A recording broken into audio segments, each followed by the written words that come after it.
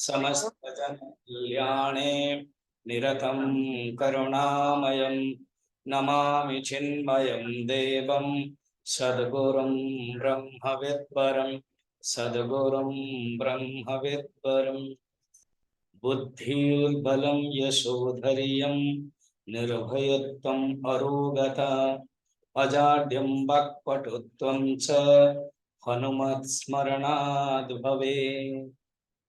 ये एक प्रसिद्ध श्लोक है। हनुमान जी के स्मरण करने से 8 गुण आता है और प्रत्येक व्यक्ति के अंदर ये जो मन है ना, ये मन के अंदर 4 दोष होता है। एक दोष होता है करण अपाटव, वो मन का धर्म ही है। क्या? अपाटव माने इनएफिशिएंसी। ये मन हमेशा ठीक नहीं रहता है। सवेरे सवेरे अच्छा रहता है, फिर धीरे धीरे उसका पारा चढ़ता है, फिर पता नहीं क्या होता है। फिर जब कोई मिलते, जब आप आशा रखते हो, इच्छा रखते हो, पूर्ति नहीं होती है तो मन झगड़ा करता है। तो ये जो मन है वो बहुत कुछ करता है, इनएफिशिएंस ऑफ द माइंड। और एक है मन के अंदर एक आलस्यपन आता है, प्रमाद बोलते हैं। कल हम गीता में बता रहे थे प्रमाद और आलस्य में क्या फर्क है। आज मॉर्निंग क्लास में विवेक चुड़ामणि ने बताया। प्रमाद ये है दूसरे कर्म में प्रवृत्त होने के कारण हमारे अंदर एक असामर्थ्य की वृत्ति, वो प्रमाद है। अर्थात विवेक करने की वृत्ति नहीं रहती, वो प्रमाद है। और आलस्य क्या है ना, प्रवृत्ति में इंटरेस्ट नहीं होना, वो आलस्य है। तो ये रहता है, इसका खुद बताएंगे। 8 गुण जो हनुमान जी को स्मरण करने से मिलता है। तो हम अभी 4 दोष बता रहे थे, 2 बता दिया। और एक विप्रलिप्सा। पहला वाला क्या था? बढ़िया, आप लोगों को प्रवचन देना मेरे लिए बहुत इजी है। क्यों? आप भूल ही जाते हो, याद ही नहीं रखते हो। पहला वाला क्या है? नहीं, पहला वाला है करण अपाटव। स्वामी जी ऐसे संस्कृत में बोलोगे तो कौन याद रखता है? इंग्लिश में बोलो। Okay, inefficiency of the mind क्या है? देखो ऐसे हिंदी में बोल देते हो, इनएफिशिएंसी ऑफ द माइंड, ये डिमेरिट ऑफ है। सेकंड है प्रमाद, हिडिलनेस। जो लेजीनेस है वो हिडिलनेस है, प्रमाद। थर्ड है विप्रलिप्सा, अर्थात हमारे अंदर वांट्स है। Sigmund Freud, the father of modern psychology, वो कहते हैं the wants are unlimited, the wants are uncountable, desires are unlimited, uncountable. We cannot resolve, we cannot solve. No wants will be fulfilled. आया फिर दूसरा तैयार कर हो जाता है। इसको बोलते हैं विप्रलिप्सा। विशेषण प्रकृष्ट रोपण लिप्सा। लिप्सा माने इच्छा। हो गया, 3 हो गया। चौथा है भय। क्या है? भय। पता नहीं क्या होगा। अब प्रमाण है, कोरोना में कैसे भय लगता था। आपने पत्नी को अगर कोरोना नहीं, तुझे नहीं छूंगा, इसलिए वो वायरल होता था कि पत्नी क्या करते थे, पति क्या करते थे, वो अपना इतना बड़ा लंबा उसमें वो देता था, है ना। तो क्यों? ये भय है कि मर तो न जाऊं।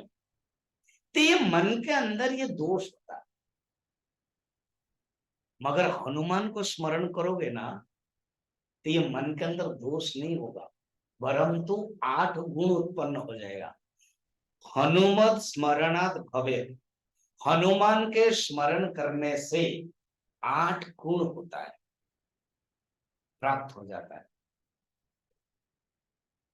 स्वामी जी बताइए ना 8 गुण क्या है? कहते हैं बुद्धि। बुद्धि आ जाती है। अभी क्या है? बुद्धि नहीं रहती है, विचार नहीं कर पाता है। पूज्य गुरुदेव कहते हैं, गुरुदेव ने स्वामी चिन्मयानंद जी, गुरुदेव कहते थे 3 प्रकार की बुद्धि में इनएफिशिएंसी है। अगेन इनएफिशिएंसी, बुद्धि मन एक ही है। एक है no thinking, lack of thinking. क्या? मैं इंग्लिश में बोल रहा हूं सो दैट आप बोल सकते हो। एक है no thinking, lack of thinking, अविचार। उसको हिंदी में क्या कहते हैं? अभी विचार ही नहीं कर पाता। अगर उसको जबरदस्त नहीं, तुमको विचार करना ही पड़ेगा, बचपन से स्कूल भेजा जाता है, पढ़ाई करना पड़ता है, तो हम क्या करते हैं, जबरदस्त विचार करते हैं, माने we are forced to think. तो सेकेंड पॉइंट आ जाता है लेस थिंकिंग। क्या है? लेस थिंकिंग, अर्थात बहुत कम विचार कर सकते हैं, ज्यादा नहीं। मैं अभी 15 मिनट प्रवचन, 20 मिनट प्रवचन ठीक है, अगर 1 घंटा दूं तो सब ऐसे ऐसे देखते रहेंगे, है ना? क्यों? कैपेसिटी नहीं है और समझ में भी नहीं आएगा। बोले मैं बाउंस, मेरा जो अद्वैत मकरंद प्रवचन है, कुछ कुछ ऐसे वेदांत का प्रवचन है, वो बिल्कुल समझ में नहीं आएगा। क्यों? ये जो कैपेसिटी है ना, वो कम, इनएफिशिएंसी जो बताया, कारण अपाठ। ठीक, फर्स्ट वाला था लैक ऑफ थिंकिंग, सेकंड वाला था लेस थिंकिंग। और एक बड़ा डेंजरस काम है, क्या? बुद्धि क्या करती है, अगर थिंक करने के लिए बताया जाता है, जैसे कुछ छोटे बच्चे को या कोई किसी को ठीक है काम करो, वो गलत काम करता है, उसको बोलते हैं रॉन्ग थिंकिंग। क्या है? Wrong thinking. तो ये 3 बुद्धि की डीमेरिट्स है। इसलिए हनुमान जी के स्मरण से बुद्धि के मेरिट्स आ जाता है। बुद्धि क्या है? Right thinking. क्या होता है?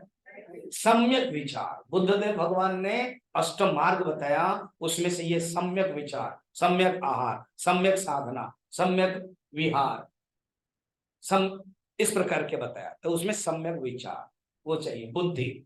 फिर बलम, बल चाहिए। नायमात्मा बलहीन न लभ्य, कठोपनिषद में कहते हैं ये बलहीन व्यक्ति आत्मा को प्राप्त नहीं कर सकते हैं।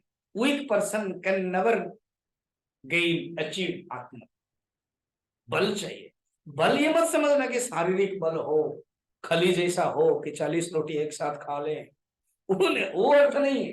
अपने शरीर के कैपेसिटी के अनुसार बल रिलेटिव टर्म हो जाए, मगर बल का अर्थ है शारीरिक बल, जिसमें हम अपना शरीर यात्रा कर सके, जिसमें हम चाहेंगे तो ध्यान कर सके, चाहेंगे तो भजन कर सके, चाहेंगे तो बैठ सकते हैं। अभी आप देखो 2 घंटा बैठ रहे हो, लगता नहीं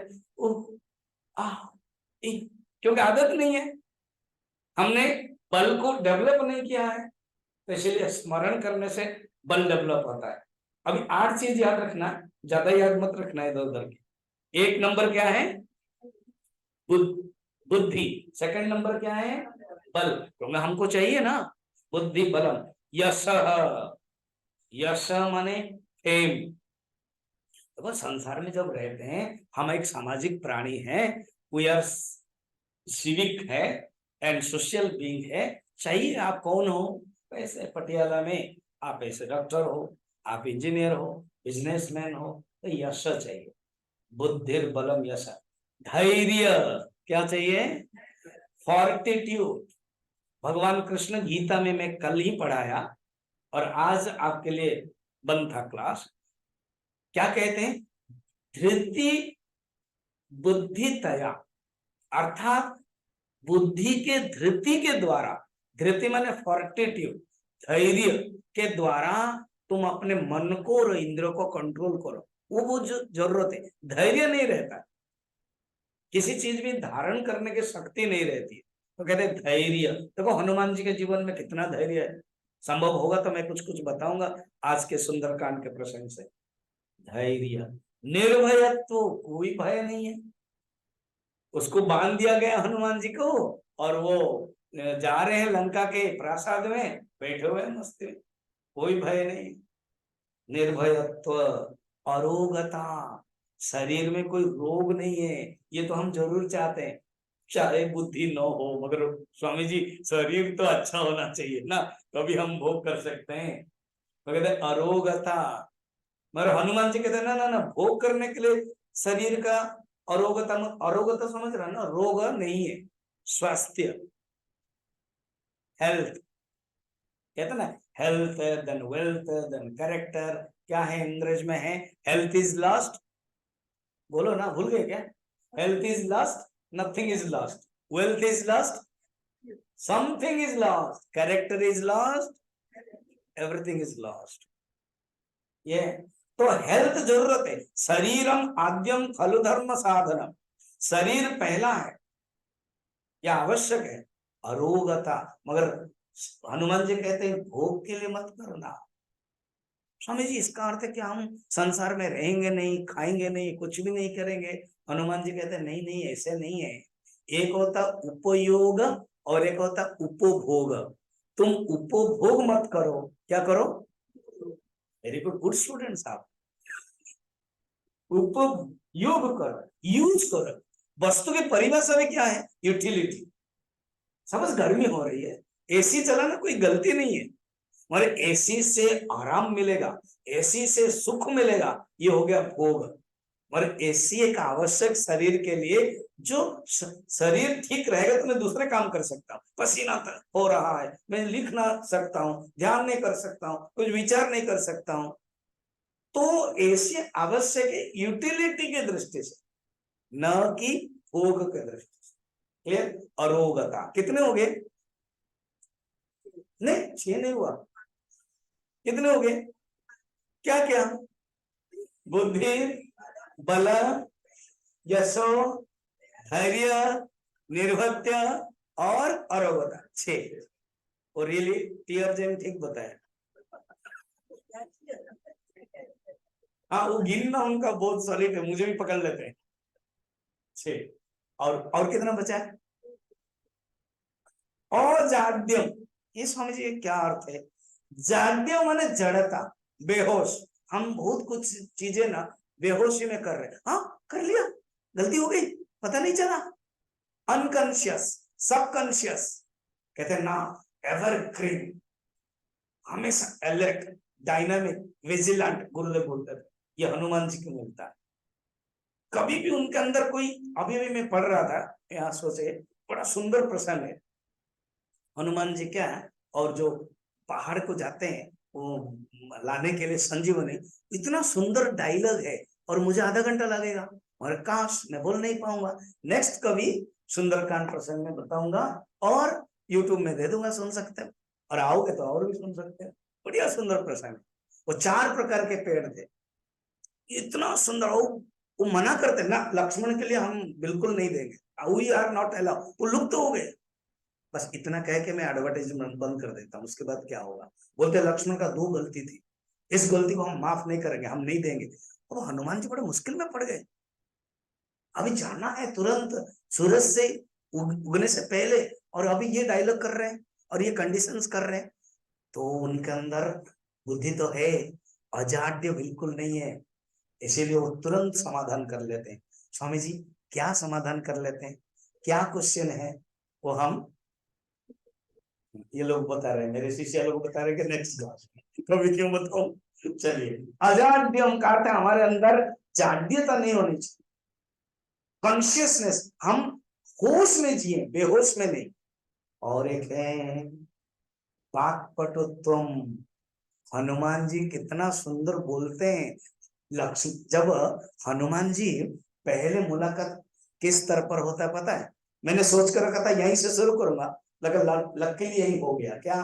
वाक्पटुत्व में हनुमान जी के रामचरितमानस में उनका फर्स्ट सीन है, भगवान राम के साथ मिलन जो है एक ब्राह्मण वेश में। उसके पहले उनका जो सीन है वो सुग्रीव और हनुमान जी ऋषिमुख पर्वत के ऊपर है। देखो हनुमान जी की एक विशेषता है कि उन्होंने बाली को सपक्ष में नहीं गए, वो सुग्रीव के सपक्ष में गए। इस पॉइंट को मैं बताऊंगा, पहले ये वाक्पटुत्व करके इस श्लोक को समापन कर लेते हैं। ऐसे तो हनुमान जी के बारे में बोलते बोलते बहुत कुछ है पॉइंट, और जो हमने लिया है इस श्लोक का वाक्पटुत्व वो टॉपिक। हनुमान जी ब्राह्मण वेश में गए, ब्रह्मचर्य वेश, बटु रूप में। जब बटु रूप में ब्राह्मण वेश में गए, और बहुत सुंदर संस्कृत, वाल्मीकि रामायण में बहुत ही सुंदर संस्कृत में बात करते हैं। तो राम जी खुशी होते हैं और लक्ष्मण को कहते हैं, लक्ष्मण ये जो ब्रह्मचारी है ना, ये 60 वेद, 4 वेद और 6 वेदांग के व्याकरण के बहुत ही ज्ञानी है। और वाक पटुत्व है, स्किल टू स्पीक। कम्युनिकेशन एक स्किल होता है, हाउ टू कम्युनिकेट, बोलने का। अब जैसे मैं आपको बोलूं, अगर मैं शब्द नहीं बोल पाऊं और आप समझ नहीं पाएंगे तो मेरा कम्युनिकेशन बेकार हो गया। तो हनुमान जी के पास skill, was expert for communication. उसका प्रमाण देखना, एक ऐसे विदेश जगह पर जा रहे हैं जिसको हम मिलने के लिए जा रहे हैं, उसको देखा नहीं, इन्होंने भी नहीं देखा, उन्होंने भी नहीं देखा, है ना। अब अमेरिका जाएंगे, कोई रिसीव करेगा, कितनी बार फोन करते हैं, तुम्हारा नंबर बताओ, फिर तुम कैसे होगा, गाड़ी है कि नहीं, कैसे जाएंगे, हम पूछते रहते हैं। हनुमान जी गए, सीता को नहीं देखा, और सीता हनुमान जी को पहले से नहीं देखा, तो ये कैसे संभव है। और जब वो क्या हुआ, वो जब वो मुद्रिका डाल दिया, तो मुद्रिका देख करके सीता तो और भी ये हो गई। सुंदरकांड में पाठ किया हम लोगों ने, बड़ा मुश्किल हो गया। तो और भी, फिर जब हनुमान जी टपक पड़े, वो बाद में है, उन्होंने सोचा कि क्या करो, व्हाट विल द कम्युनिकेशन, ये पॉइंट है। बात पटो तो माने किसी को नहीं जानते हैं, और विशेष करके माता सीता को कम्युनिकेशन करने का क्या शब्द है, एक ही शब्द बोलूं जैसे से वो खुश हो जाए, आ, राम नाम। जब राम नाम बोल दिया, भगवान के गुणगान करने लगे, तब माता सीता क्या कहे पता है, हे भाई, कौन ऊपर ऐसे गा रहा है, आओ तो नीचे। बस आ गए, देखो कम्युनिकेशन, वाक पटुत्व वो भी है। और यहाँ पर तब भगवान राम बड़े खुश हुए। और ये है, हमारे जीवन में भी ये सब चाहिए। 8, पहला वाला बुद्धि, सेकंड बल, थर्ड यशो, फोर्थ धैर्य, फिफ्थ निर्भयत्व, सिक्स्थ आरोग्य, सेवेंथ औजाड्यत्व, और 8th वाक्पटुत्व। ये क्यों नहीं बोल पा रहे, क्योंकि वाक्पटुत्व नहीं है। तो ये गुण चाहिए। और कम्युनिकेशन के लिए एक अपने समाज में एक प्रतिष्ठा के लिए ये सब गुण चाहिए। कैसे मिलेगा, हनुमान जी से मिलेगा। जब रोज हम हनुमान जी को स्मरण करते हैं तब मिलेगा। सुंदर कांड के जो प्रसंग है, समय तो हो रहा है, मैं ज्यादा प्रसंग बोल नहीं पाऊंगा, 2 पॉइंट केवल बता रहा हूं, 2 थॉट्स टू पंडर और टेक अवे थॉट्स है। एक है, सुंदरकांड का नामकरण ही सुंदर है। सुंदरे सुंदर राम, सुंदरे सुंदरी सीता, सुंदरे सुंदरी कथा, सुंदरे किम न सुंदरम। सुंदरकांड में सुंदर राम के बारे में, सुंदर सीता के बारे में, क्योंकि हनुमान जी सीता के ठाव करने के लिए जा रहे हैं। सुंदर सुंदरी कथा, सुंदरकांड में क्या नहीं सुंदर है। साधारणतः सुंदरता की जो परिभाषा, सुंदरता की जो परिप्रेक्ष्य, सुंदरता के जो वर्णन है, वो शरीर के दृष्टि से होता है। अब मिस यूनिवर्स कौन बनेगा, जो सुंदर हो, है ना, तो शरीर की दृष्टि से। अब यहाँ सुंदरकांड में हीरो कौन है, बंदर है, तो बंदर को लेकर के सुंदर कैसे आप बता रहे हो, वो तो बंदर कांड होना चाहिए था। कहते हैं बंदर और सुंदर शरीर के दृष्टि से नहीं है, जो राम कार्य करता है वो ही सुंदर है। अच्छा, 3 चीजें, एक है काम राज्य, और एक है काम काज, और एक है राम काज। काम काज्य का अर्थ यह है, काम राज्य का अर्थ है मनोराज्य। मन है, मन के अंदर भावना है, मन के अंदर इच्छा है। तो मनुष्य के अंदर अगर खराब गुण है तो वो मनुष्य को पतन में डाल देता है, वो है काम राज्य। काम काज माने हम लोग दोनों ही काम काज क्या कर रहे हैं, चल रहा है काम काज। काम काज माने व्यस्त कार्य में। और एक है राम काज। हनुमान जी कहते हैं हमारा जीवन, हनुमान जी से ये सीखना है, राम काम का राज्य में नहीं रहना है, अर्थात भावनाओं के द्वारा प्रभावित होकर नहीं रहना है, भावना होगी मगर भावना को यूटिलाइज करना है। कैसे? राम काज के लिए। और सेकंड है काम काज में भी व्यस्त नहीं रहना है। इतना ही मनुष्य व्यस्त रहे, भगवान के लिए याद न रखें। जीवन सार्थक कब होगा? जब जीवन राम काज होगा।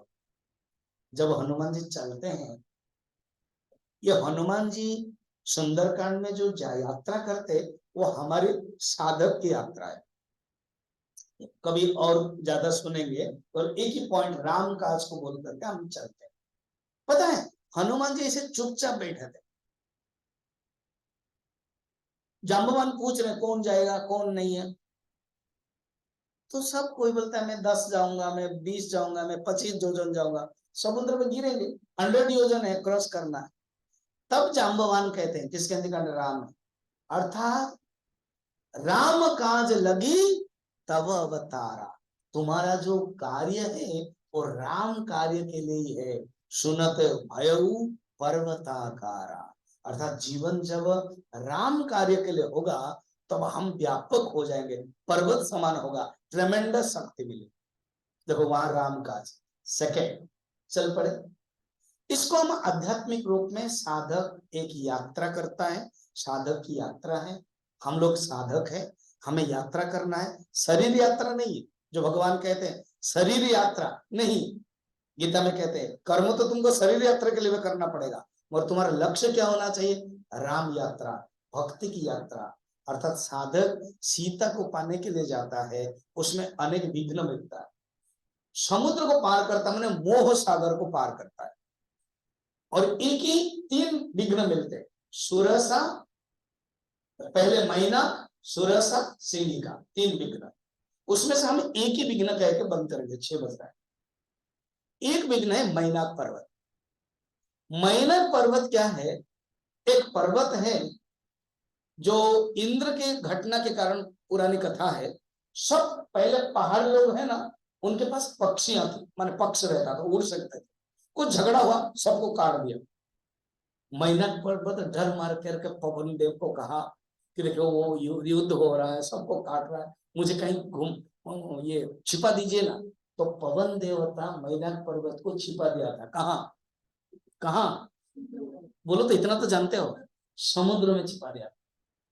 तो मैनाक पर्वत पवन देव को खुश करने के लिए, अभी कौन उड़ रहा है? पवन देव के बेटे। उनको खुश करने के लिए उन्होंने क्या किया? ऊपर उठा और कहा कि विश्राम कीजिए। ठीक, देखो ये पौराणिक कथा है, मगर हनुमान जी क्या उत्तर देते हैं? राम काज कीने बिनु मोहि कहा विश्राम। फिर क्या करते हैं? उन्होंने कहते राम काज, 3 याद रखना, काम राज्य, काम काज एंड राम राज, दोनों नहीं करना, राम काज करना। और ये हनुमान जी क्या करते हैं? राम काज कीने बिनु मोहि कहां विश्राम। विश्राम क्या हो जाएगा? आलस्य। विश्राम क्या हो जाएगा? निद्रा। वो कहते हैं नहीं। फिर जब कोई आपको निमंत्रण करता है, जब आपको कोई भोग करने के लिए बताता है, तो आप क्या मना कर दोगे? तो बड़ा सुंदर ऊपर वाला चौपाई देखिए, दोहा क्या है? हनुमान तही परसा कर पूनी कीन प्रणाम, राम काज केने बिनु मोहि कहां विश्राम। हनुमान जी से सीखना चाहिए मैनेजमेंट की भाषा। यहाँ मैनेजमेंट बता रहे क्या? हनुमान तही परसा कर, स्पर्श करना माने एक्सेप्ट करना, एक्सेप्ट मैनेजमेंट। जीवन में हमें मालूम होना चाहिए, एक्सेप्ट करना चाहिए। कोई सिचुएशन आते हैं, परिस्थिति आती है, हम एक्सेप्ट नहीं कर पाते, रेस्पॉन्ड नहीं कर पाते हैं, रिएक्टिव करते हैं, तो कहते हैं no, except. The art of acceptance, the theory of except Hanuman ji से सीखते हैं। एक्सेप्ट करो। हनुमान ते परसा कर पूनी कीन प्रणाम। फिर क्या करते हैं? ये बोलो तो सही, प्रणाम माने रेस्पेक्ट। देखा, जीवन में एक्सेप्ट होना चाहिए और रेस्पेक्ट होना चाहिए। हम क्या करते हैं पता है ना क्या? हम वस्तु को एक्सेप्ट करते हैं और व्यक्ति को हम रेस्पेक्ट नहीं कर पाते हैं, मगर वो कहते हैं नहीं, व्यक्ति के साथ रेस्पेक्ट करो और वस्तु के साथ आप एक्सेप्ट करो, मगर वो कभी भी मत समझो कि ये वस्तु भोग के पदार्थ है। हनुमान जी से यही सीखते हैं। फिर आगे जो सुरसा सिंह का वो जो विघ्न है उसको कैसे दूर करते हैं, बड़ा सुंदर है। पहला वाला में ही रुकता हूं। कहते हैं उनके माइंड क्लियर है, राम काज कीने बिनु मोहि कहाँ विश्राम। फिर जीवन में तो रहना पड़ेगा, दो मैनेजमेंट सीखना है, एक है एक्सेप्ट मैनेजमेंट और एक है रेस्पेक्ट मैनेजमेंट। तभी बिहेवियर, आर्ट ऑफ बिहेवियर में हम खरा उतरेंगे। बस यहीं पर कहीं हम फिसलन हो जाते हैं, ना एक्सेप्ट कर पाते हैं ना रेस्पेक्ट कर पाते हैं।